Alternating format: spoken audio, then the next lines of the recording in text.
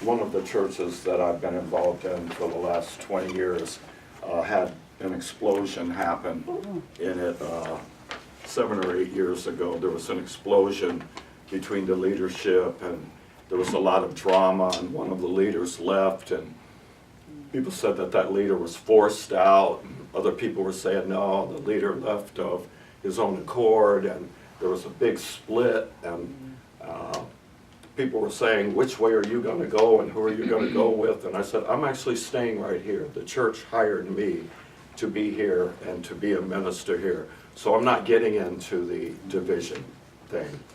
And this group wanted to talk trash about this group, and this group wanted to talk trash. And I don't go to church to hear people talk trash about each other. I don't care what they're paying me. I'll rather walk out without my check if I can't be in the room with the leadership team living what we preach. And so I upset a lot of people on both sides of this division. I upset this group because I wouldn't plug in with them against them, and I upset that group. Both groups were upset that I didn't want to be a part of the fight, and but it kept me in peace. And so I didn't really care that they were upset, because what would have been upsetting to me was to do either of those things, to take sides and say, oh, you're right and you're wrong, or no, you're right and you're wrong. I just went, I'm going to keep going to church, and every time I open my mouth, it's going to be about unity and oneness, and that's what brings peace. So at any rate, after that thing happened, it's been something that I have not been living with. The church is continuing on. I think 200 or 300 people left the church and split off during all of that, and so there's a smaller congregation, there's a smaller income, but finally I felt like the spirit of peace returned to the group of people who remained. And I had not been in any circles with anyone in the leadership team of the church for several years. And because none of this stuff was living in my mind, I made up that it wasn't still living in anyone's mind, that it was something that was a historical event that looked like an explosion, and now it's over, and everything is peace. However, I got a call from this church and was told that a couple of people from the leadership team wanted to come to Montague, where I live, and have an afternoon with me. And I pictured an afternoon of loveliness and peace and harmony, and going to a nice restaurant and having a nice meal. And in the beginning, while we were at my house, it was nice and wonderful and harmonious. The drive into town was wonderful and nice and harmonious, and the first 10 to 15 minutes of being at the restaurant were nice and harmonious. And then one of them brought up the issues of the past, the explosion, and brought it up as though it happened yesterday rather than 7 or 8 years ago, and brought it up with current living upset that I wondered to myself, how much effort does it take to hold on to an upset for something that happened 8 years ago, and to still have a visceral rage about it, and to still be doing the blame game about it? Now, how I feel about this organization, I'm older than these people that I'm talking about. So how I feel about them is that they're my little brothers. And I don't want to see my little brothers fighting. I want them to be in harmony. And so after a while of trying to be polite and let them speak about what they wanted to speak of, I really felt like one of my little brothers, who was not present at the table, was being demonized. I felt like some of the things that were being said about him were just really harsh judgments, and I sat there and it broke my heart. And I thought if I were sitting at lunch with him and he were saying any of those things about the people I was sitting with, that would break my heart too. It just breaks my heart when one of my little brothers is talking negative about another little brother. I don't care which one it is. It's like when peace is available, why would you make this choice? Why would, if you brought me here to eat and to talk about 2019 and how we're going to glorify God in 2019, how is this a part of it? And I actually almost started crying a couple of times. And then I asked myself why I was listening, why I wasn't cutting them off. And I made up that they have the power to hire me or fire me.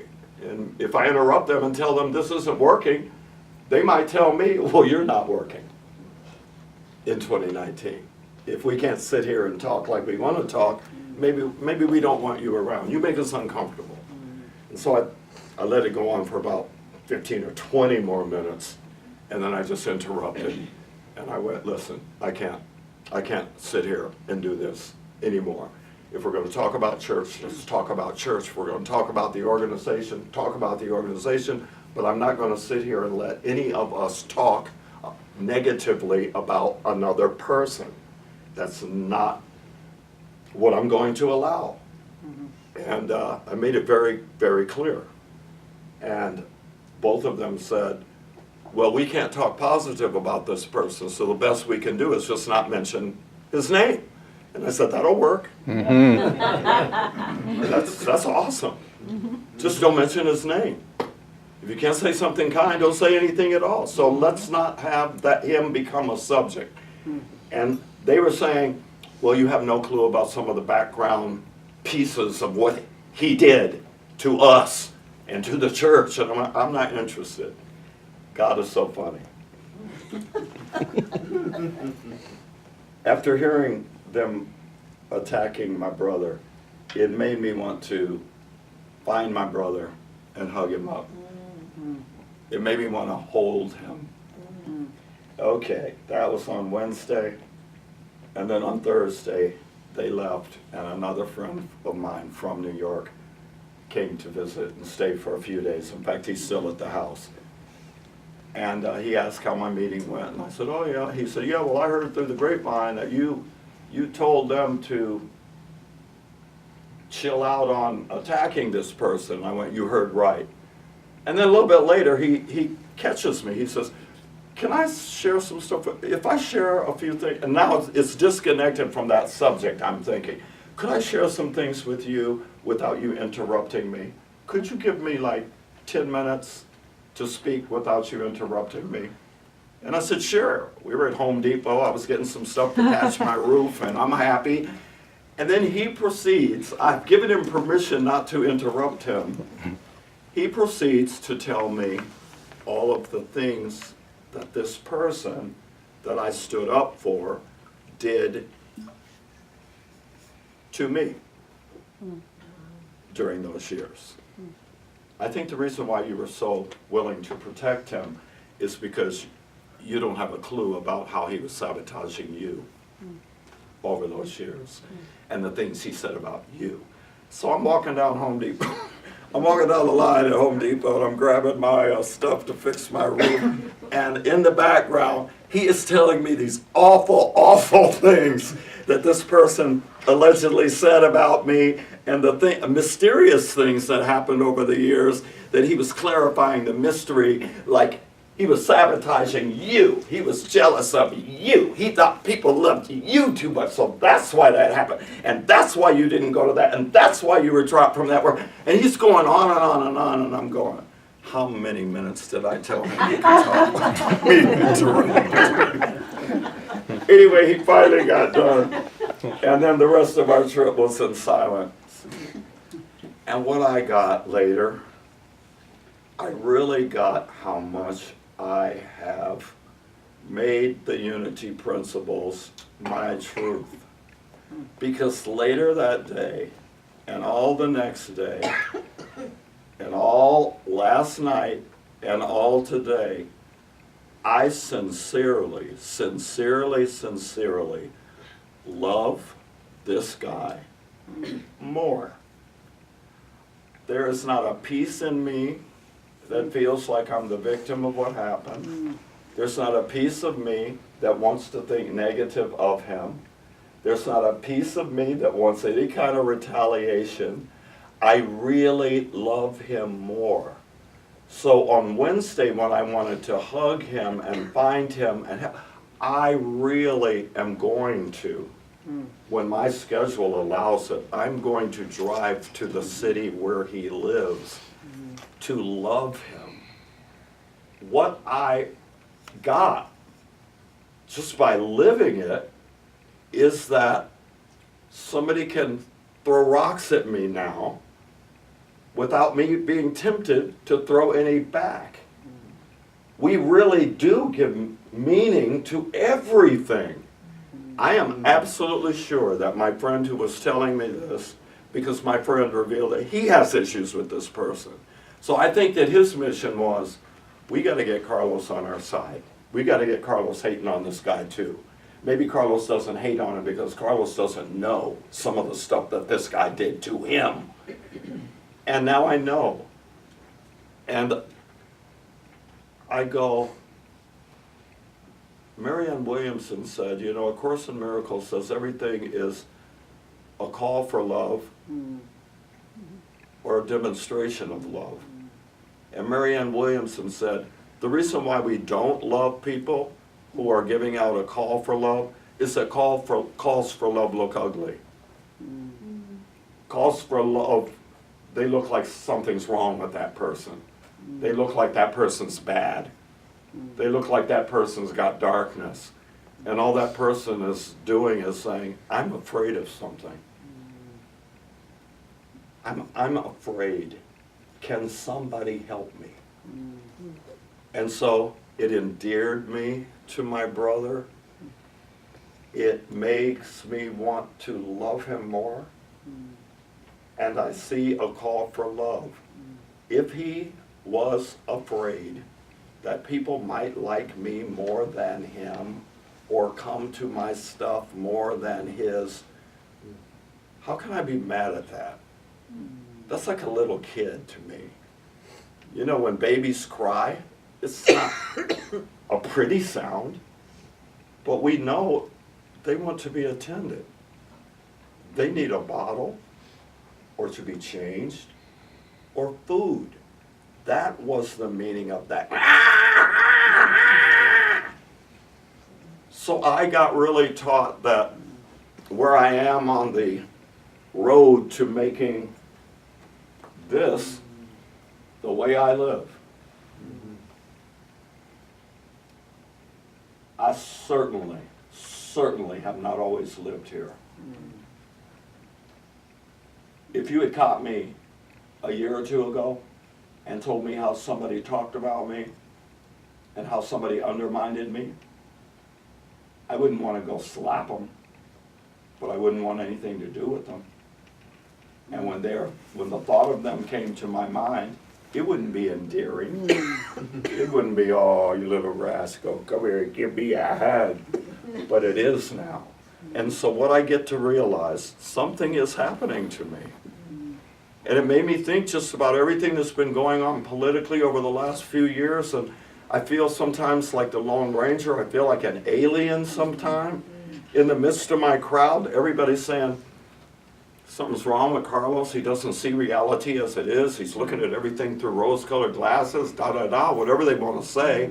You know, if you don't stand for something, you fall for anything. I've heard it all. But what I get is, what's happening to me is what I want to be happening to me. I do not want to be the victim. I do not want to play the victim. I don't want to pretend that if somebody does something, does what they do, then the automatic reaction in me is supposed to be anger, is supposed to be retaliation, is supposed to be upset, is supposed to be sadness. I don't want to live in a world where I think I'm right and he's wrong, and I'm awesome and he's not, and I'm good and he's bad. So I am so glad that something is happening to me, that I am literally becoming a manifestation of what I preach. It's awesome. You know how when we're feeling icky or we're feeling like somebody did something wrong to us, it constricts our heart? My heart is so wide open since I received that information, and I realized it's transferable.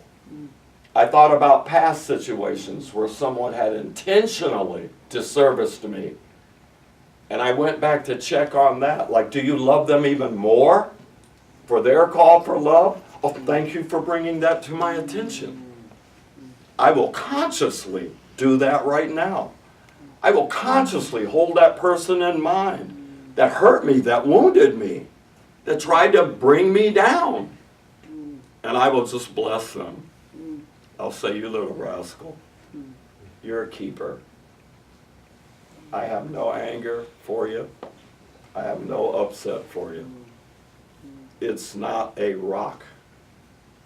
An eye for an eye, a tooth for a tooth. You know, that was the old way. It's the way of much of the world right now. An eye for an eye, a tooth for a tooth. But the teachings of unity are not about that. The true teachings of Yeshua are not about that. Bondage or liberty, which? I'm so glad Emily Cady asked that question in her book, Lessons in Truth. Like, do you want to live your life as a life where you're in bondage, or one where you're in liberty? In one where you point out villains and you play the role of a victim? Or do you want to live a life that is not about what other people do? It's about what you do. It's not about who they're being. It's about who I'm being. I wish I could somehow let you feel how I feel inside my body right now. It's since I woke up this morning until I went to bed last night, all day Saturday, all day Sunday, all day Friday, and all afternoon Thursday. I have felt happier and more joyous and more at peace than I have since I can remember. And what triggered it was that somebody told me how somebody dissed me behind my back. They brought that news to me to upset me, and it had the opposite effect. This is what I want for us all. I really want it for us all. Otherwise we're reactive, otherwise we're puppets. I spent years, and so have you, being a puppet. Somebody pulls your dancing strings and you dance. They pull your upset strings and you're upset. You got joy when they give you joy. You have peace when they dance you a dance of peace. But it's not me. It's whoever's pulling my strings. I don't want us to be puppets. I don't want us to be machines. I took the S training years ago and it said, most of you are machines. Somebody pushes your happy button and you're happy. They push off your ticked off button and you're ticked off. Oh, I'm not doing it. It's being done to me. But I want you to remember my illustration. I want you to remember what happened to me on Thursday, what happened to me on Wednesday, and then what happened to me on Thursday. Because if what happened on Thursday had not happened, it could be possible that I could know myself or feel, oh yeah, I stood up for somebody who hurt two other people. And the reason why I was able to do that was he didn't hurt me. So the universe didn't want that to happen. So it had my other friend come from New York and ask for 12 minutes of uninterrupted. So I couldn't cut him off.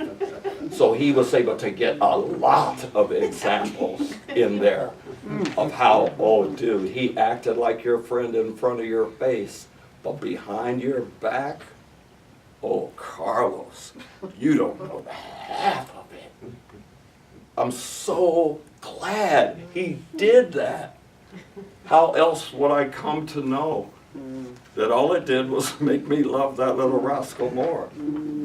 When I get time enough to go to where he lives, I'm going to hug him up like I have never hugged him up before. He's my Savior. He is my Savior. That's what A Course in Miracles says. He's my Savior. And you have them in your life too. You have them in your life too. Jesus said, oh, you love people who love you. Whoopie dink. You're kind to those who are kind to you. Big deal. Who can't do that? Who don't do that? Regular people do that. I'm not calling you to be regular. I'm not calling you to be ordinary. I'm calling you to be extraordinary. I'm not calling you to be of the earth, but of heaven. I'm not calling you to be reactive. I'm calling you to be proactive in the name of your own freedom. That's all I have to say. Wow.